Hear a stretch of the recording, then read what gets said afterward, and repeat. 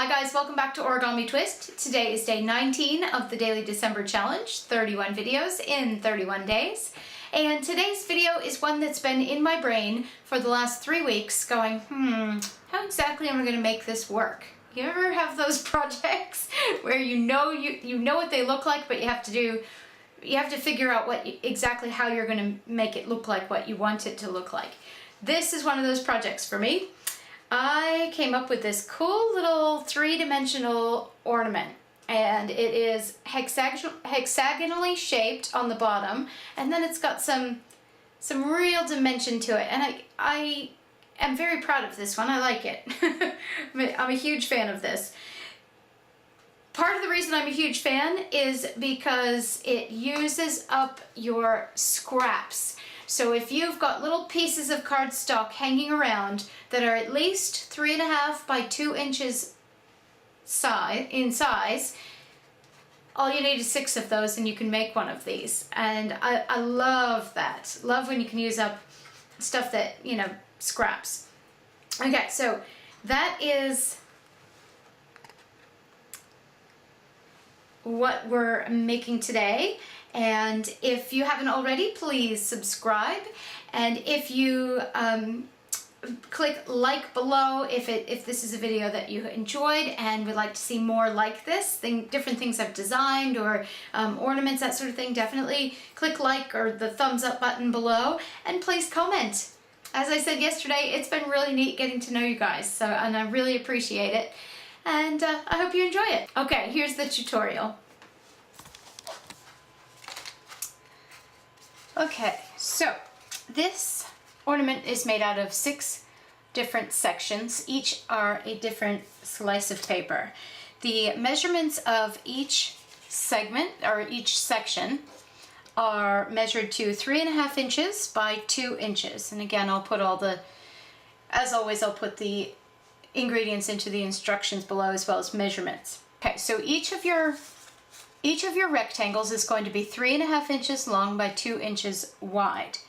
You're then going to measure in 1/2 of an inch and score along the long side, that 3.5 inch side. Then you measure in 1/2 an inch on the other side and score.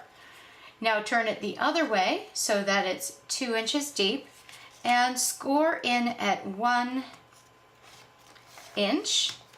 And then turn it around the other way and score at 1 inch.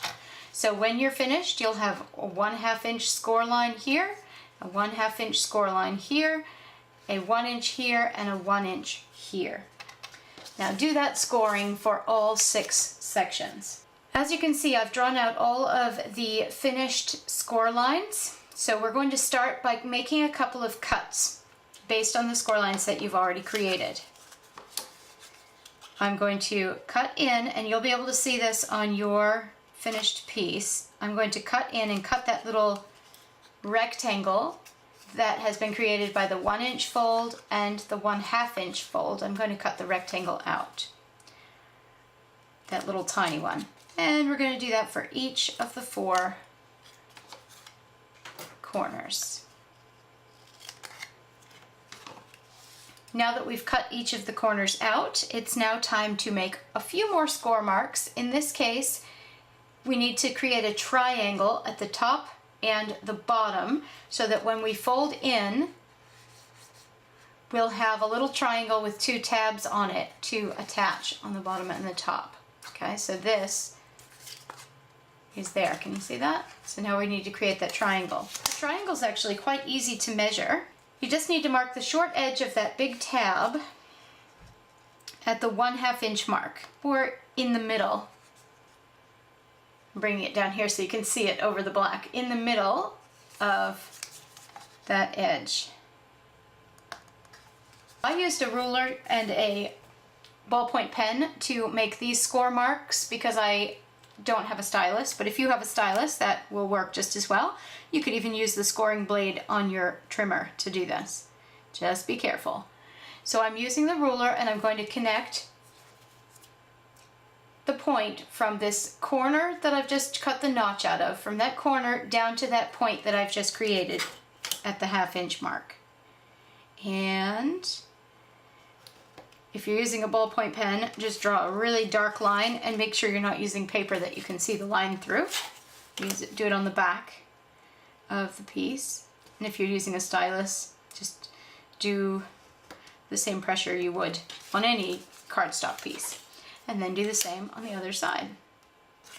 Okay, once you've created your template, which looks like this, now's a great time to make one of these in chipboard if you're going to be making a whole bunch of these, or either chipboard or some heavy cardstock, or even a cereal box would work well for this. Make one of these for future use because you are going to be just, it saves the hassle of having to, now that you've made one, it saves the hassle of having to measure every single one. You just lay it over the top of the next one to do and cut out the notch. And then take the new one and just score along the obvious lines so that you get scores on those lines that are marked there. So once you've cut out and scored your 6 segments, we're now going to attach them in 2 hemispheres. So you're going to make the first half and then you're going to make the second half, and then we'll attach them together afterwards. So in order to do that, you just need to put double-sided tape on the side, or put them in order of how you'd like them attached, and then put double-sided tape on the side of 4 of them.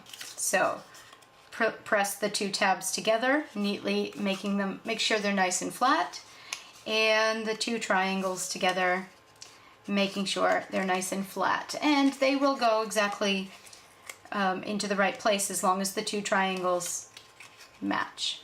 Okay, so there's the first 2 segments of the first half, making sure that you've scored everything, or scored and folded everything really, really well, those nice creases. And attach the third piece. So, and you'll probably notice that I have actually switched the blue and the yellow. I think it'll look better like that. And the triangle, so you just decide how you want them to, where you want the hemispheres to be, and then go ahead and stick them down.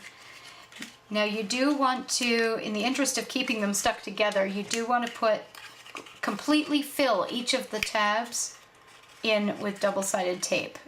Otherwise they won't stick very well. If you're concerned about sticking and your double-sided tape isn't very strong,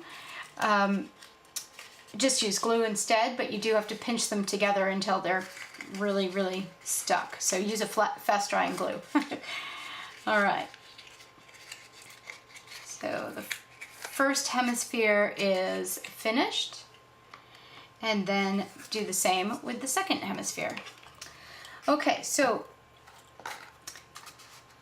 you probably noticed that there is a ribbon here. Now's the time to put the ribbon into your project before you finish it off. So I'm going to put a nice big glob of glue there. And then I'm going to slide the knot into that center. Now I'm going to fold over all of the tabs that are left, but I don't want to fold them so much that they're tucked in. We want them to stick out a little bit because the 2 hemispheres need something to stick to with each other when you go to glue them, and you don't want them to not be able to connect. So again, generous amount of glue, not gloppy, just thoroughly covering each of the tabs. And I'm using just a piece of scrap cardstock for that. Okay. Now that we've applied that to all of the tabs, we're now going to carefully line up each of the tabs, making sure that ribbon stays out and all of the tabs stay in. You might get a little bit messy with the glue here, that's all right. Again, tacky glue dries clear. And you will have to hold this one. Oh no. Turn mine around. The reason I turned it around is because I didn't want two of these star papers next to each other, and they were well and truly next to each other. Put it on upside down. That's all right. Okay, so hold the two hemispheres together until the glue has set, and you're ready to hang it on the tree. I did also find that once it's slightly set, you should be able to place your container of tacky glue or something lightweight but heavy enough to stay on it.